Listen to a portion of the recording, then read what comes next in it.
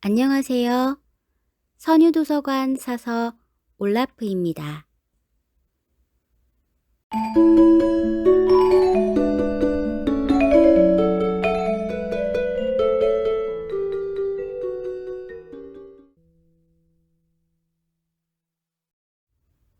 발버둥치다. 박하령 장편소설. 자음과 모음 출판사.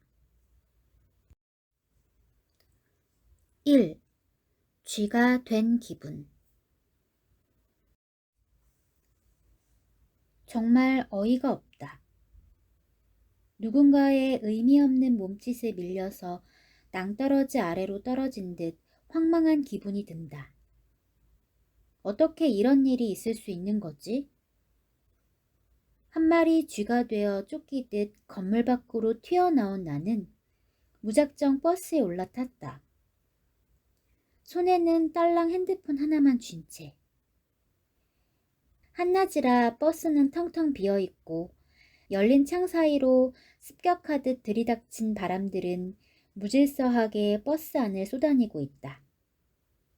사정없이 내 뺨을 쳐대는 바람에게 저항하듯 난 눈을 찌뜨고 버스 한가운데 손잡이를 꽉 잡고 서 있었다.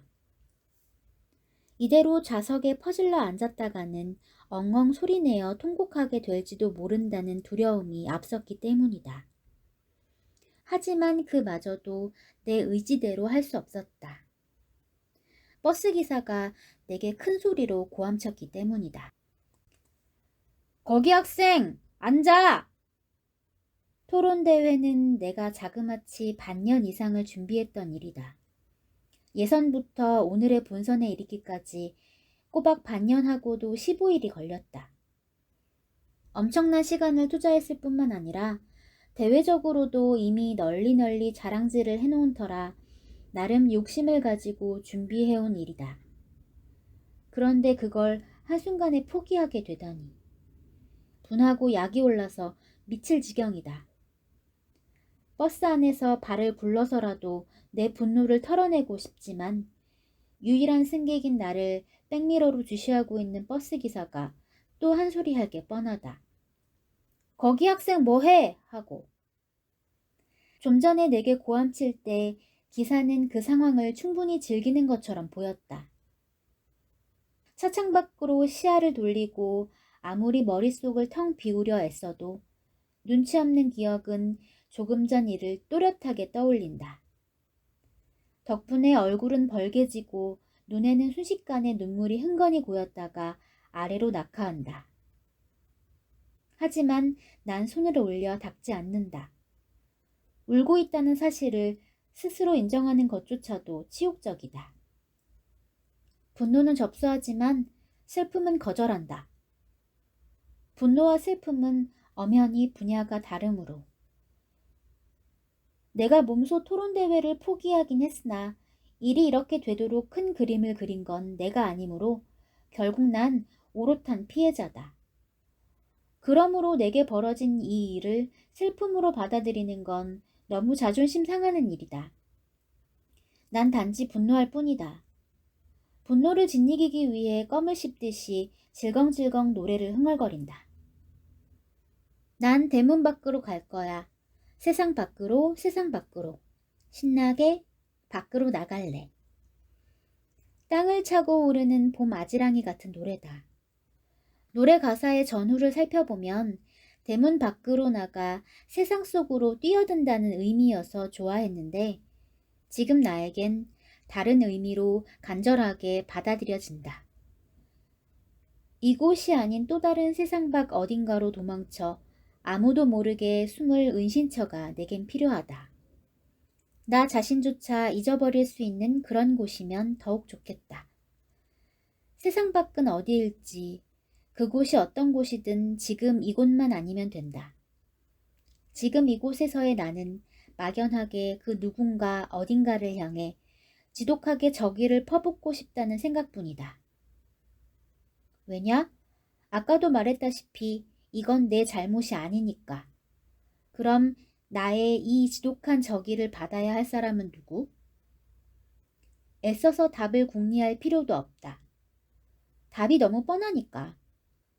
하지만 인정하기 껄끄러운 사실이라 외면할 따름이다.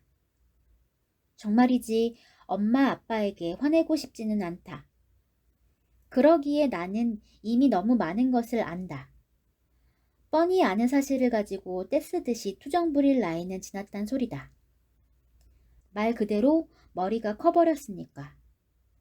화는 나지만 화를 내서는 안 된다는 도덕적인 당위성까지도 이해하고 있다. 그러니 조물주를 원망하는 게 맞다. 왜?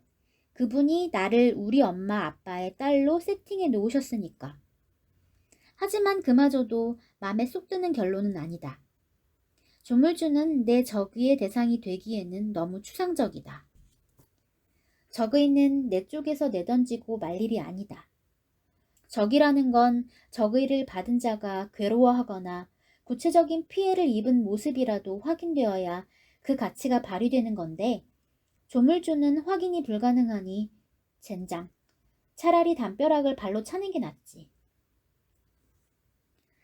조금 전에 벌어진 일을 이야기하자면 이렇다. 토론대회가 시작되기 전 교육청 화장실 거울 앞에서 앞머리를 열심히 띄우고 있는데 노랑머리 여고생과 그 친구가 불쑥 들어왔다. 그 애들도 나처럼 꽃단장이 목적인 듯 들어서자마자 거울 앞에 바짝 붙어 섰다. 봤어? 그 똥색 한복 입은 아줌마 손버둥 치면서 버벅거리던 거. 자기 딸 응원 왔대. 에이 설마 그 아줌마 딸이 토론대회에 나왔다고? 이렇게 손버둥 치면서 해? 그게 말이 돼? 난 대번에 알아먹었다. 노랑머리가 말한 똥색 개량 한복을 입은 사람이 우리 엄마라는 걸. 수어를 하는 엄마를 보고 노랑머리는 손버둥 친다고 나름의 표현을 하고 있다. 수어는 엄밀한 언어이건만 정말 무식하기 짝이 없는 애다. 게다가 농아의 딸은 무조건 농아일 거라고 생각하다니. 무식의 정점을 찍는다. 정말 화가 났다. 그러므로 그 애를 향해 흰자가 허옇게 드러나도록 눈이라도 흘겨야 마땅하건만 난 그러지 못했다. 그 순간 난 엄청난 본능의 힘에 이끌려 도망칠 궁리를 하기 시작했다. 띄우던 앞머리를 사정없이 아래로 다시 빗어내리고 조용히 뒤돌아 나왔다. 그 애가 전한 그 사실만으로도 온몸이 오그라들어서 노랑머리에 대한 분노 따위는 들어설 자리조차 없었다. 이런 엄마가 오다니. 오시지 말라고 아침에 그토록 수없이 못 박아 말했건만 엄마는 나와 눈을 맞추고 고개를 끄덕이면서 걱정하지 말라고 내게 다짐했었다. 손가락까지 걸어놓고서 기어코 왔다. 우리 엄마는 그런 분이다. 엄마는 사랑을 표현하는 일에는 브레이크가 없어도 된다고 생각한다. 엄마식의 사랑 표현은 이 세상 그 누구도 막지 못할 엄마만의 정당한 권리라고 믿고 있으니까. 그러므로 당신이 해야겠다고 생각하면 한다.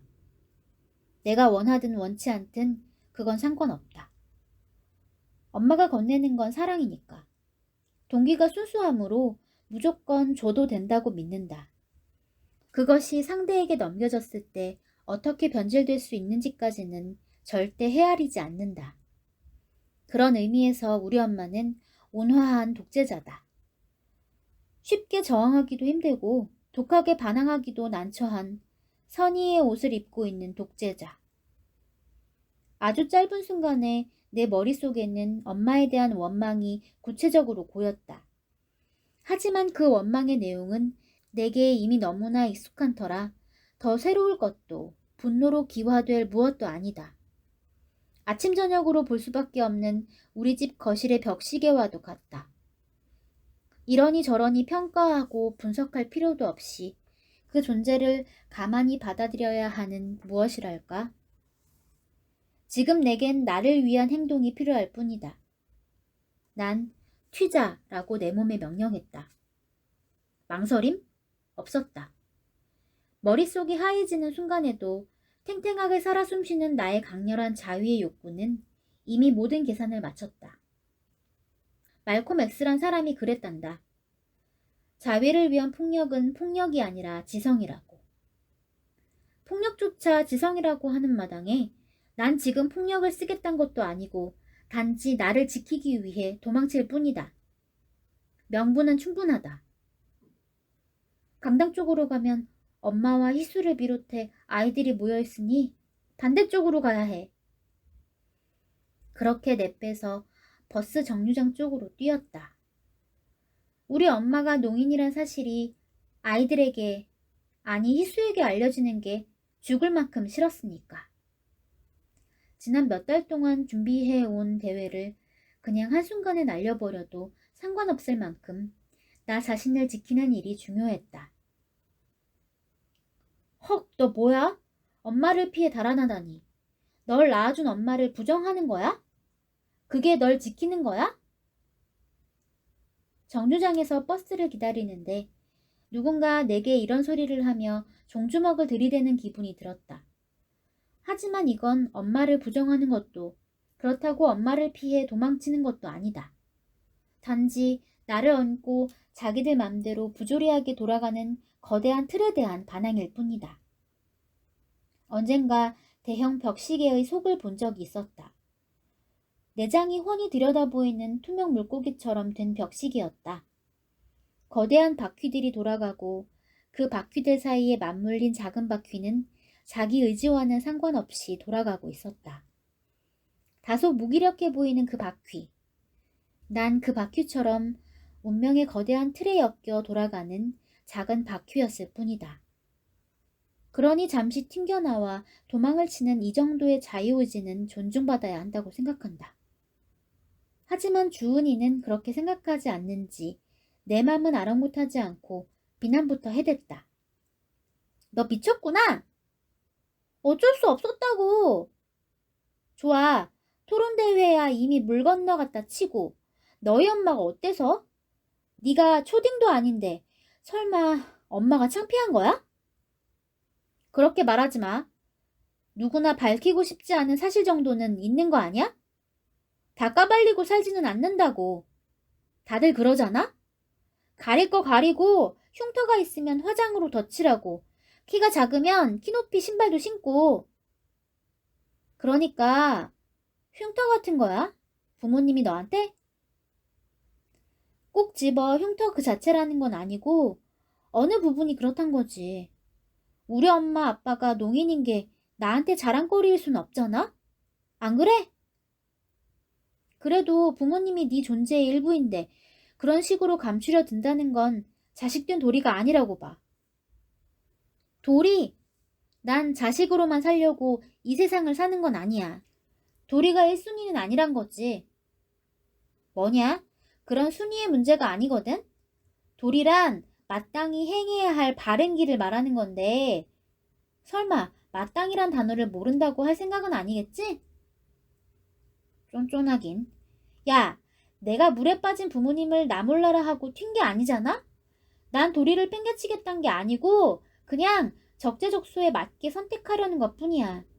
내가 원치 않는 대목에서 알리고 싶지 않아서 튄 건데 그게 뭐 나쁜 일이야? 선택을 앞세우면 나도 더 할 말은 없어. 네 선택이고 그게 나쁜 일이 아니라니. 하지만 지극히 객관적인 기준으로 한마디 하면 네가 튄 게 옳은 일은 아니야. 적어도 미안해는 해야지. 게다가 넌 학교 대표로 나간 건데 그것까지 내팽개친 거잖아. 그래, 알아. 나도 미안해. 하지만 옳지 않은 일을 할 수밖에 없는 입장이란 게 있어. 옳지는 않지만 나쁘지도 않은 게 세상에 있다고. 알아? 주은이가 알 리 없다. 내 입장이 되어본 적 없으니까. 그래도 야속하다. 아무리 내 입장이 되어보지 못했다 손 쳐도 도망칠 수밖에 없었던 나의 입장을 눈을 찡긋하면서 농치듯이 이해해 줄 법도 한 일이건만. 아무튼 난 억울하다. 싫다는 건 나의 솔직한 감정이고 그래서 도망친 건데 그게 왜 내 잘못이란 말인가? 잘못은 엄마를 보고도 튈 수밖에 없는 비극적인 상황을 만든 그 누군가에게 있다. 왜 하필 나를 이런 상황 속에 밀어 넣었냐는 말이다. 대체 왜? 농인 엄마를 가져보지 못한 애들은 그곳에서 엄마와 마주쳤을 때 어떤 일이 벌어질지 죽었다 깨도 모른다. 상상조차 못할 것이다. 신음에 가까운 소리로 아가, 아가 이렇게 외치는 엄마를 돌아봐야 할 때의 기분이 어떤지. 그냥 모른 척하고 싶다는 유혹과 동반하고 있는 죄의식이 얼마나 사람의 피를 말리는지. 그리고 주변 사람들이 나와 엄마를 바라보며 둘이 세트야? 이런 표정을 지을 때 얼마나 굴욕적인지. 그것도 하필 학교를 대표해서 나온 공식적인 자리에서 뭔가 나만의 자부심으로 똘똘 뭉친 어떤 기운을 손에 쥔 채 앞머리를 한껏 올려서라도 자신을 고무시키려던 바로 그 순간의 말이다. 애들은 모른다. 절대 알 턱이 없지. 버스는 세상 밖으로 나갈 재주는 없는 건지 일정 시간을 달리더니 회차 지점을 돈다. 비겁하게도 나를 원위치로 돌려놓을 작정인가 보다. 버스 노선의 한계다. 어쩌지? 여기서 내려? 망설이고 있는데 엄마의 톡이 뻐끔하고 붕어가 뱉어낸 방울처럼 뜬다. 엄마는 톡조차도 무음이다. 물론 내가 설정해 놓은 거지만. 아가 어디? 딸랑 두 어절이지만 그 안에는 엄마의 끈적이는 안타까움이 가득하다. 엄마의 안타까움은 내게 아프게 와닿다 못해 짜증을 유발한다. 엄마는 늘 나를 아가라고 부른다. 난 그 말이 정말 싫다. 마치 엄마의 영원한 아가로 존재하라는 명령처럼 들리기도 하고 또 그 말이 가진 특유의 연대감이 영원히 풀 수 없는 거대한 족쇄처럼 여겨지기도 한다. 주은이는 엄마의 사랑이 듬뿍 묻어나는 호칭이라며 부럽다지만 내겐 전혀 그렇게 느껴지지 않는다. 포대기에 업힌 아가로서 엄마의 등에서 천상의 안락함을 느끼기보다는 늘 엄마 뒤에서 엄마의 애잔함을 읽는 운명을 가진 수인이 된 기분이 든다. 엄마를 생각하면 늘 짠한 마음이 들어서 싫다. 오늘 안 오기로 해놓고 왜 왔냐라고 엄마에게 호되게 따져야 하는 상황이건만 절대 그럴 수도 없고 그래서도 안 된다는 게 더 기막히게 화가 난다. 세상에서 제일 고약한 사람은 미워할 수도 없게 착하거나 약한 사람이라던데 비명이라도 지르고 싶어지던 차에 국어쌤의 문자가 뜬다. 너 뭐냐? 그러게, 난 뭐지? 이런 생각에 밑줄이 쳐진다. 그리고 뒤이어 아주 상식적인 걱정들이 줄 서서 머리를 빼고 있다. 학교에 가서 뭐라고 변명을 해야 하는 거지? 목이 빠지게 수상 소식을 기다리고 있을 교장 선생님 이하 여러 선생님들과 친구들을 떠올리니 새삼 나 자신에게 어이가 없다. 뭐야, 아니 겨뤄보지도 않고 내뺐다고? 그럼 뭐하러 학교 대표로 나간 거야? 딴 애한테 양보나 할 것이지. 대표가 그렇게 책임감이 없어서야 되겠어? 이런 비난이 학교 전체를 떠들썩하게 할 것이다. 그러니 어떤 식으로든 변명할 거리를 만들어내야 한다.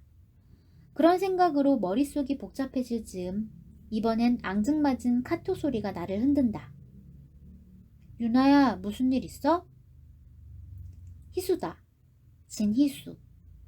얘만 아니었다면 이런 일은 벌어지지 않았을지도 모른다.